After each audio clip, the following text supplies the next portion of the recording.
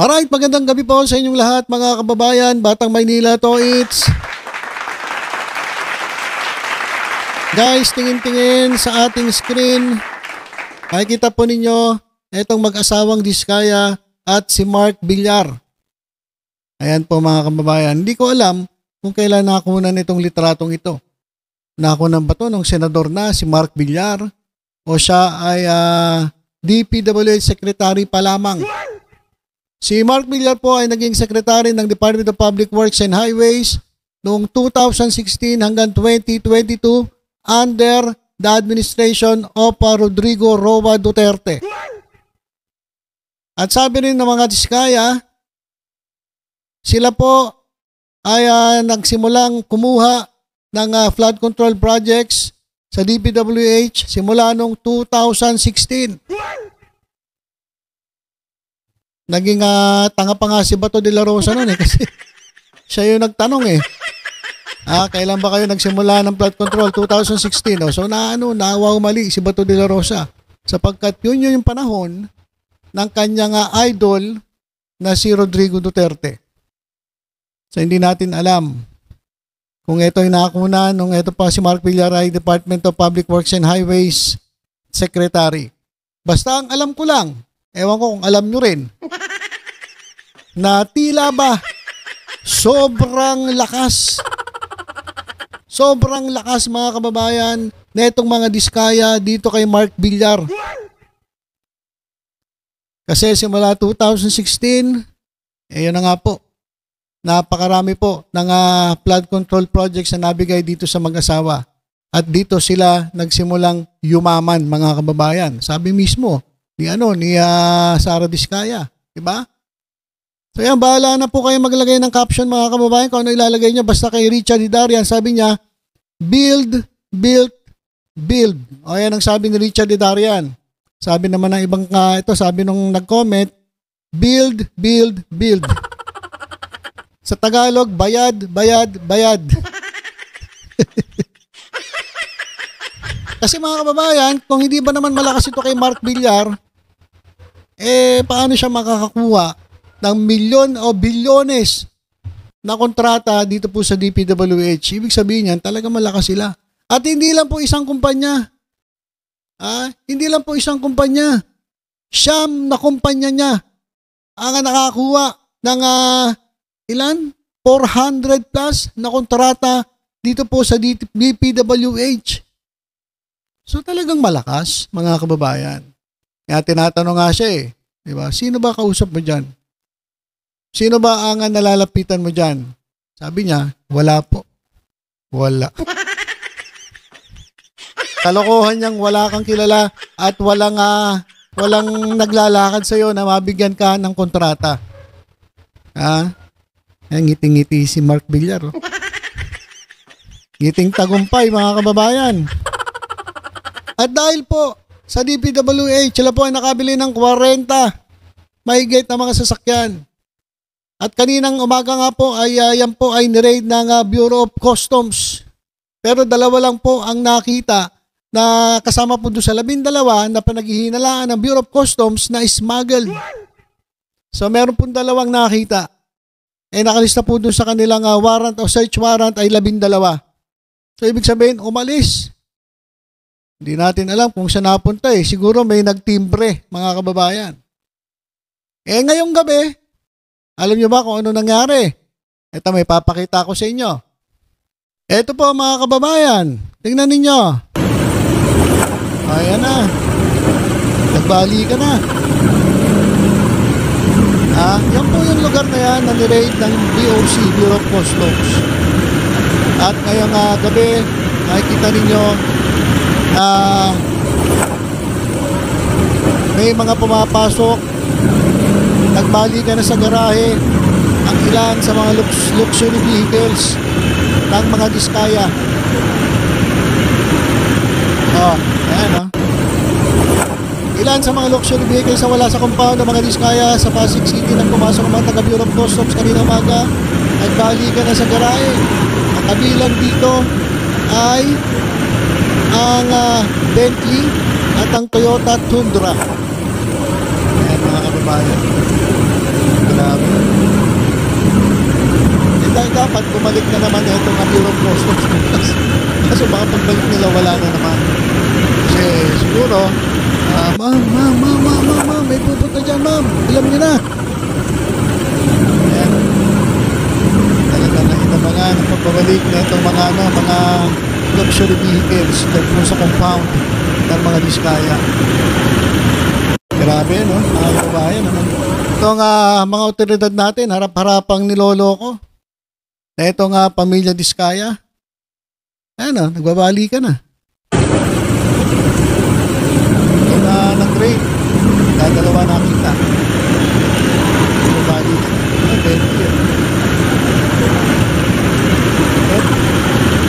Bet pa rin. So, ganyan lang po ang ano rito. Ang batas nito.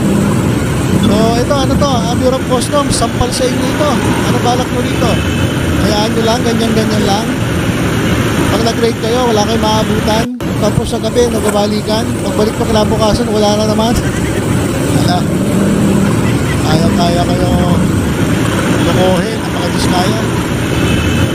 Alright, so, ito mga kababayan, meron pa akong balita sa inyo. Ito po nga anak ni Marcoleta. Ewan ko kung nagpapa-epal eh. Kanina nakasagutan niya si Garin dyan po sa House of Representatives. Nakasulat po dito, mag-amang Marcoleta, ginugulo ang investigasyon sa DPWH at flood control projects.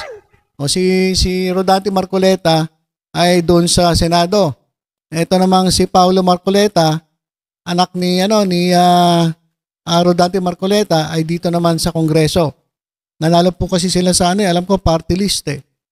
So ito, si Janet Garin, pinalagan at sinupalpal si Paulo Marcoleta. O, kasi nga, ano po ba ang kinakatakutan ni Congressman Marcoleta sa mga katanungan ko? Bakit nga kaya panay ang singit na mag-amang Marcoleta tuwing may mahalagang tanong ang mga senador, kongresista sa investigasyon sa DPWH at flood control projects? Kasi kanina, kung napanood niyo mga kababayan, ay nagsasalita itong si Tito Sen. At nung nabanggit na ang pangalang Duterte doon sa tanong ni Tito Soto, biglang hinarang, biglang pinahinto ni Marcoleta itong si Tito Soto. Kaya siguro nasabi ng ating kababayan, ako teka, bakit ganon mga Marcoleta? Bakit kayo medyo pinapahinto kapag ang involved na pinag-uusapan na ay kaalyado ninyo, lalong-lalo na Duterte? Ayun din ang tanong ni Garin, bakit ganon? Ganon din ang napansin ng ating mga kababayan, bakit nga kaya? Ito si Marcoleta naman, si Paulo Marcoleta, sumisingit ang singit habang nagsasalita si Garin, nasupalpal tuloy siya ng isang babae. Eto, panoorin po natin. Kanina nga, may mga natanong si Sec Laila, may mga tanong si Kong Erice. May I ask from the Secretary of the Department of Public Works and Highways, the former Secretary, can you give us a very brief flow of how projects are listed in the National Expenditure Program? Your Honor, the process starts from engineering districts, consultation with various sectors. Point of order, Mr. Chair. Sorry to interrupt. Hindi po kaya nabanggit na po ni Secretary Bonoan yung tanong po ni Congresswoman Garin sa pagtatanong po ni Congressman Erice. This is just a duplication of the question propounded by Congressman Erice. Ayan mga kababayan, si Paulo Marcoleta. Sa buhok pa lang, alam mo na. Sa buhok pa lang, alam mo na Marcoleta. Yung buhok ko ba? Tumatayo yung buhok ko Pero ano yan kahit sabunutan mo ako ng 10 beses. Hindi yan, aray sakit. Hindi yan di hanginin yan. Kahit lagyan mo ng epoxy. Wala po epoxy yan. Eto naman si Paulo Marcoleta, tingnan nyo sa buhok pa lang, talaga Marcoleta na. Pero yung mga nagtatanong, si Garin, tinanong niya si Bonoan. At sabi niya ni Marcoleta, tinatanong na yan eh. Bakit itatanong uli? So, parang tuloy natin. Ano ang pinaglalaban na ito ni Marcoleta? Bakit pinakikalaman niya yung tanong ng kanyang mga kasamahan? But I think we have to give her the honor of asking the question. Even if it's a repetition of what was asked Mr. Chair, earlier. what rule did my question violate? May I appeal to our colleagues? Magrespetuhan tayo. Galit na si Garin. Wala kasing respeto daw. Etong si Marcoleta. Kung tiyempo nyo naman, pwede kayong magtanong. I gave that preliminary question because I'm moving to the next question. This is a point of order po. What law did I violate in asking a question, Mr. Chair? Hindi na po ba ako pwedeng magtanong? I'm making the- Kailangan ba yung tanong ko ipaalam ko kay Congressman Marcoleta? But parang mga kababayan na parang feeling ko lang feeling ko parang o ramdam ko na parang feeling entitled. Feeling entitled. Etong si Paulo Marcoleta. Dapat hindi ba pakikialaman yan? Tanong niya yan oras niya yan Ikaw pwede ka naman magtanong, tama naman si Garin Bakit ini-interrupt mo yung tanong niya? Kung yung tanong niya ay yung preliminary o parang ayun ang pinaka unang tanong dahil meron siyang follow-up question at may follow-up question pa. Kumbaga sa kwento ay parang panimula. Sabi ni Marcoleta, natanong na yan Hindi naman siya chairman. Matindi nga hindi naman siya chairman. Kumbaga doon lang siya sa Gedli, parang umasta chairman. Parang yung isa lang doon sa Senado. Feeling niya siya lang ang senador. At sasaktan. Kapag merong nagsalita, nakakala niya, sinasapawan siya. Ito naman, paepal. Nagtatanong yung tao, ginugulo mo. Ano naman kung nagkadoble yung tanong? Apektado ka ba doon? Sobra ka na maapektado kung gano'n? O talagang paepal ka lang? Tinanggit ko lang po na natanong na po kasi ni Congressman Erice yung pong katanungan ng ating That's why, Mr. Chair, mambabatas. I mentioned that my questions is in line with the question of Congressman Erice. That's why I'm setting the premise. Let's move forward, Mr. Chair. Sayang ang oras na hinihinto natin ang investigasyon na ito. If the premise was laid already, why do we have to repeat it? Because, Mr. Chair, I have my time. I'm laying down my premises. Ano po ba ang kinakatakutan ni Congressman Marcoleta sa mga katanungan ko? Wala po. Then Wala let me po. proceed, Mr. Gusto po Chair. natin It's my time. mag-forward. Chair will rule. Kailangan The chair will rule, tipirin po please. natin ang oras. Di po ba? Oras ko po ang kinakain ng mga Sa bunutan kita dyan Ano gusto mo, Paulo Marcoleta, sa bunutan kita? Wala talaga sa ayos ito mga ito tanong ko. And Mr. Chair, may I move that my time be sent back to point zero? Yes, let the Deputy Speaker proceed, please. Thank you. The Chair has ruled. So thank you very much, Mr. Chair. Balik po ako sa zero at Napapailing na lang yung yung chairman. Wala namang klase ito mga to. Grabe mga kababayan Etong mga karamihan dito sa mga DDS congressman. Para bang hindi na sila naglilingkod sa tao Ano ba kayo?